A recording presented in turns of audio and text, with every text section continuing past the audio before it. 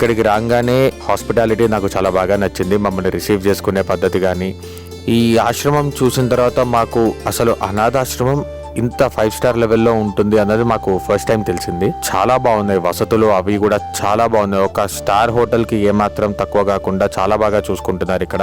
వీళ్ళ దగ్గర ఒక 600 మంది ఆర్ఫన్స్ ఉన్నారు. సో ఇక్కడ కాన్సెప్ట్ ఏంటి అని అంటే, వీళ్ళు కొంచెం మెంటలీ స్పెషల్లీ ఏబుల్డ్ పర్సన్స్ అనమాట. మనలాగా కాదు, కొంచెం మానసిక వికాసం తక్కువ ఉన్నవాళ్ళు. అలా అని చెప్పి వీళ్ళు పుట్టుక నుంచి అలా ఉన్నారా అంటే కాదు, పుట్టుక నుంచి మనలాగానే విచక్షణ అన్నీ ఉన్నవాళ్ళు.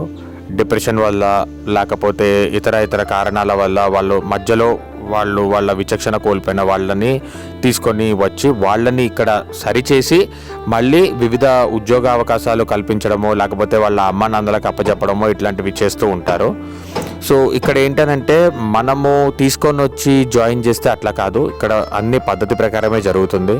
సో మనము ఒక మెంటల్లీ స్పెషల్లీ ఏబుల్డ్ పర్సన్ని ఒకవేళ మనం చూస్తే అక్కడ దగ్గర ఉన్న జ్యూరిస్డిక్షన్ పోలీస్ స్టేషన్కి వెళ్ళి మనము ఇలా ఒకళ్ళు ఉన్నారు అని చెప్పాలి. ఆ పోలీసులు వచ్చి వారి మీద ఏమైనా మిస్సింగ్ కేసెస్ ఉన్నాయా లేకపోతే ఏమైనా కంప్లైంట్స్ ఉన్నాయా ఇవన్నీ చూసి వాళ్ళు సర్టిఫై చేసి పోలీస్ వాళ్ళు తీసుకొని వచ్చి ఇక్కడ జాయిన్ చేస్తారు. సో ఈ అమ్మా నాన్న అనాథాశ్రమం ఏదైతే ఉందో ఇది పోలీసులకి సుపరిచితమైన ఆశ్రమము.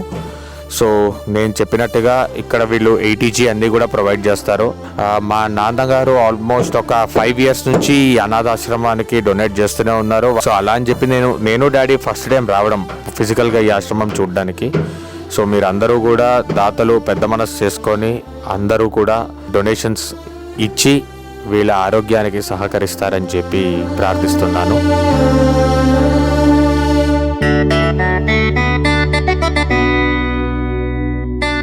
అమ్మా నాన్న అనాథాశ్రమంలోని అభాగ్యుల ఆకలి తీర్చేందుకు మానవతామూర్తుల అన్నదాతల సహాయాన్ని కోరుతున్నాము. ఈ రక్షణాలయంలో జీవిస్తున్న నిర్భాగ్యులకు 3 పూటలా అన్నదానం చేసేందుకు నిత్యావసర వంట సామగ్రి నిల్వలు సరిపోక ఇబ్బంది అవుతోంది. ఈ స్థితిలో ఆకలి తీర్చే మానవతామూర్తుల సాయం కోసం ఈ అభాగ్యులు ఆశగా చూస్తున్నారు. దయగల దాతలారా, వీళ్ళు మీ బిడ్డలే అనుకుని నిత్యావసర వంట సరుకులను అందిస్తే వాళ్ల ఆకలి తీరడం ద్వారా ఆ పుణ్యమంతా మీకే దక్కుతుంది. సేవాభావంతో మీరిచ్చే కేజీ బియ్యంతో 4 అభాగ్యులు కడుపు నిండా తింటారు. 3 పూటల 1800 మంది ఆకలి తీర్చాలంటే ఎంత కష్టమో ఒక్కసారి ఆలోచించండి.